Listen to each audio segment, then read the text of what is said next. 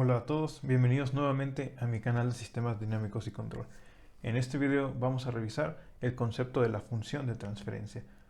Para ello, consideremos un sistema lineal e invariante en el tiempo. Un sistema lineal básicamente que cumple con las propiedades de dichos sistemas e invariante en el tiempo que los coeficientes que acompañan a las derivadas son constantes, no varían en el tiempo, ¿no? Entonces ese es el sistema que estamos considerando que tiene esta estructura de aquí. Tenemos la salida, que es y, la entrada, que es x, y tenemos n y m como el orden de la derivada de la salida y de la entrada respectivamente. En este caso para el orden mayor, y de ahí va bajando el orden, ¿no? Entonces, la función de transferencia del concepto es básicamente el cociente de la transformada de Laplace de la salida y la transformada de Laplace de la entrada con condiciones iniciales iguales a cero. Es decir, nosotros tenemos identificada nuestra salida, tenemos la transformada de Laplace y también tenemos nuestra entrada. Esto, evaluado en condiciones iniciales igual a cero, nos da la función de transferencia. Que cuando evaluamos esas condiciones iniciales iguales a cero, únicamente nos queda esta estructura que tenemos aquí. En la parte del numerador tenemos los coeficientes que vemos en esta parte de acá, que están asociados a la entrada. Y en la parte de abajo, los que están asociados a la salida, a 0, a 1, acompañado con el operador s elevado a la potencia que le corresponda, de acuerdo a la derivada que tenemos aquí. Entonces, algún ejemplo de este que sería relativamente rápido es que tenemos nuestro sistema masa resorte amortiguador que tiene esta estructura y este de acá. El modelo matemático sería este, ya es muy conocido y lo he trabajado en el canal. Y bueno, si sacamos la transformada de Laplace, que es básicamente esta definición con condiciones iniciales iguales a cero, podemos ver que acá los únicos coeficientes que acompañan a la entrada, que es f, viene siendo 1, el que multiplica a f, y únicamente tenemos este término de acá. Los demás no los tenemos, por lo tanto no aparecen. Y de este otro lado, en la salida tenemos la masa, tenemos el coeficiente de amortiguamiento y el coeficiente de elasticidad del sistema. Y la segunda derivada se asocia a este elemento s cuadrada, la primera a este, y en este ya no tenemos un elemento como tal. Otro ejemplo viene siendo el sistema de el péndulo linealizado. Esta es su ecuación, un caso similar, por lo tanto, la transformada de Laplace únicamente nos relaciona. Tiene una misma estructura en este caso, pero los coeficientes son los que están cambiando, ¿no? Entonces, en general la estructura es igual para estos dos sistemas, pero cada uno tiene sus coeficientes y esos coeficientes van a determinar el comportamiento del sistema.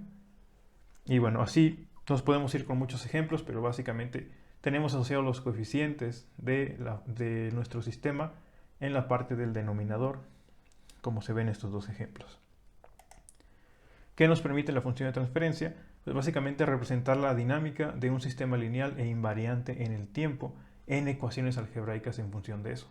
Esa propiedad nos las da la transformada de Laplace porque pasamos de una ecuación diferencial a una ecuación algebraica. Entonces, de entrada tenemos esa característica. Por otro lado, nos permite estudiar el comportamiento y la estabilidad de dichos sistemas que vamos a ver ahorita en este mismo video.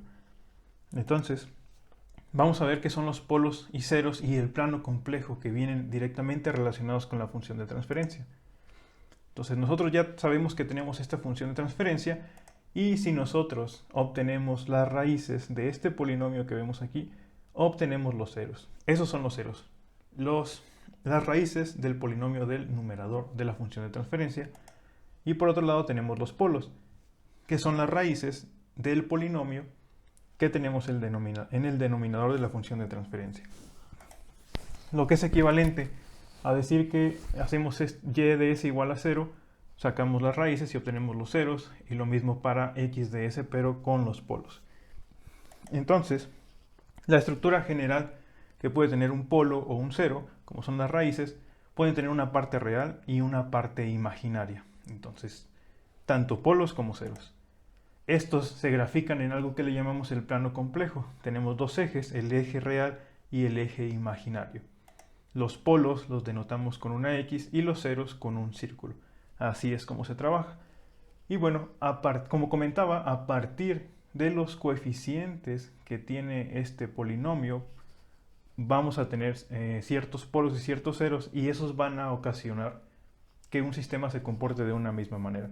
Pueden tener una forma muy similar, como lo que vimos anteriormente con el sistema de masa, resorte, amortiguador y del péndulo, pero los coeficientes van a determinar cómo se comporta el sistema.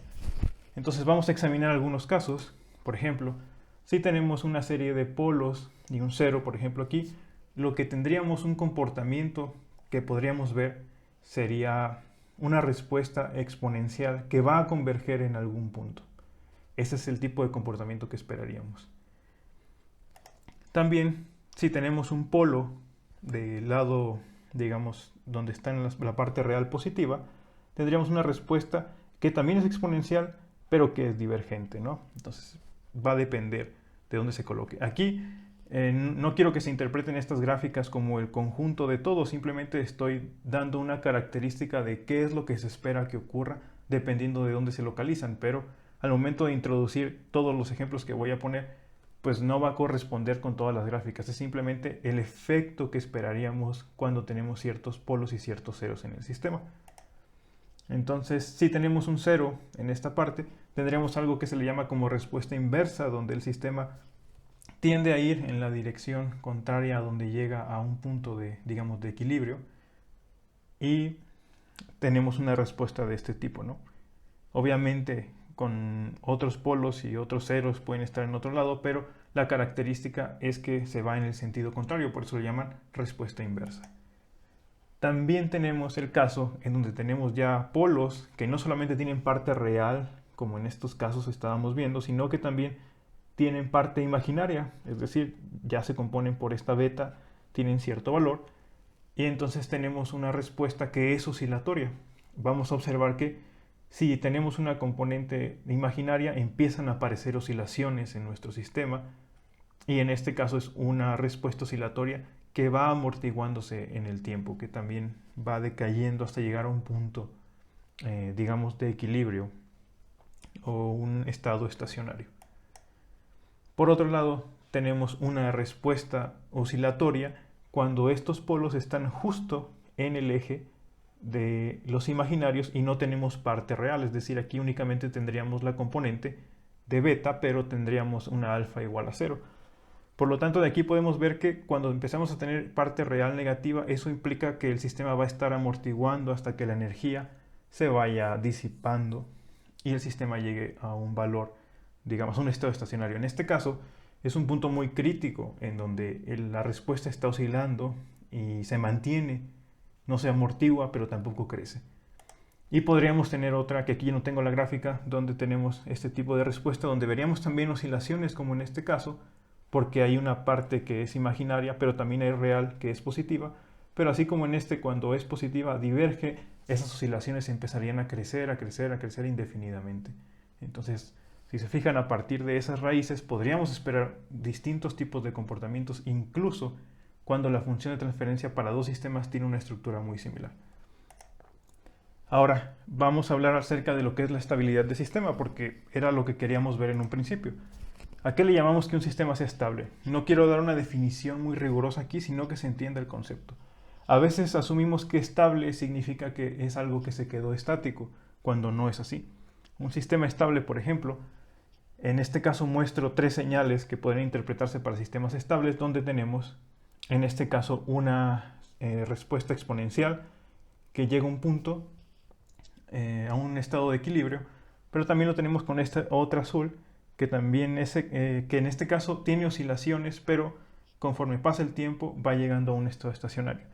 Y tenemos esta otra que es en color roja, que no crece, pero tampoco va decreciendo su valor y se mantiene.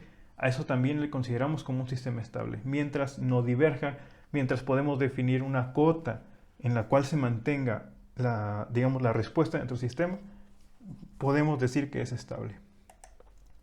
En un sistema inestable sucede lo contrario, la respuesta puede ser también exponencial, pero va a diverger, o sea que no va a llegar a un punto, a un estado estacionario. Y lo mismo veríamos cuando tenemos una respuesta que es oscilatoria. Esas oscilaciones empiezan a crecer de manera indefinida y a eso le consideramos un sistema inestable. No podemos definir unas cotas entre las cuales nuestro sistema se esté moviendo y no se salga de eso. Entonces, esto es básicamente el concepto de estabilidad en los sistemas. Ahora, ¿cómo se involucran los polos y los ceros para determinar si el sistema es estable o inestable?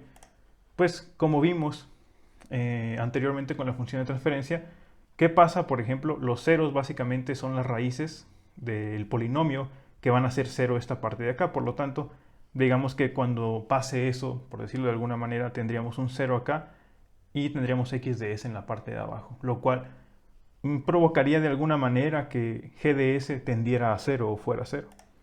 Por otro lado, los polos que se determinan con la parte de abajo, con el denominador, nos dicen la raíz, cuáles son las raíces de ese polinomio.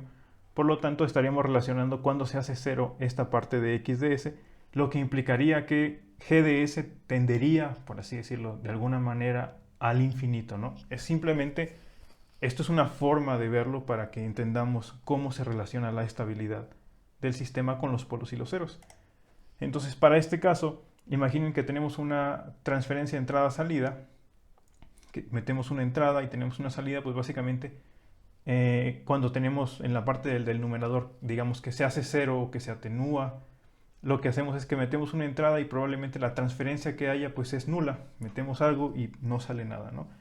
Por otro lado, cuando tenemos x de s 0, digamos que la transferencia podría ser infinita, o sea que podría crecer de manera indeterminada, metemos una señal y eso puede crecer. Entonces, realmente los ceros no aportan algo para determinar la estabilidad del sistema, pero sí los polos. Entonces, por eso estudiamos los polos del sistema.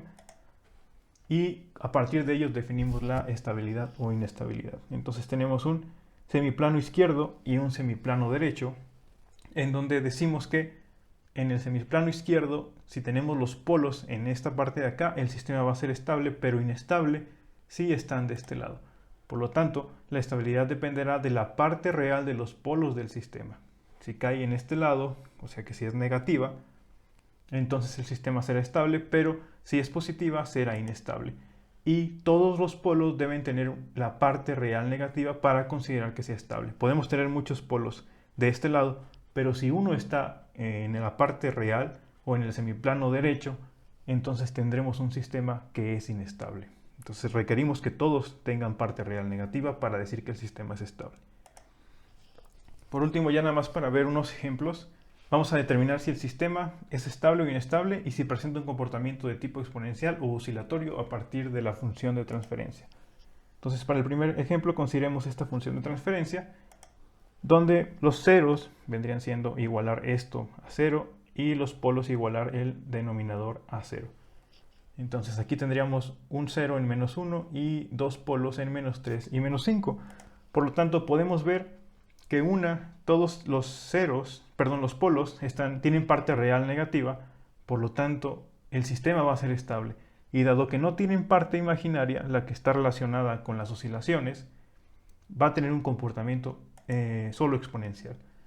Por otro lado, en esta función de transferencia, si obtenemos los polos y ceros, tendríamos un 0 en menos 4 y dos polos en 2.1 y en 3. Por lo tanto, aquí el sistema va a ser inestable con un comportamiento exponencial. Ahora, en este otro caso, si obtenemos las raíces, tenemos dos raíces que son complejas conjugadas, tienen parte real negativa y tienen una componente imaginaria. Por lo tanto, vamos a decir que el sistema es estable porque la parte real es negativa, está en el semiplano izquierdo, pero tienen comportamiento oscilatorio porque hay una componente imaginaria. Entonces, podemos decir que, bueno, aquí otra cosa que quiero concluir es que si tenemos un sistema que se aleja más hacia el lado negativo, digamos, lo que vamos a esperar es una respuesta cada vez más rápida de la dinámica del sistema.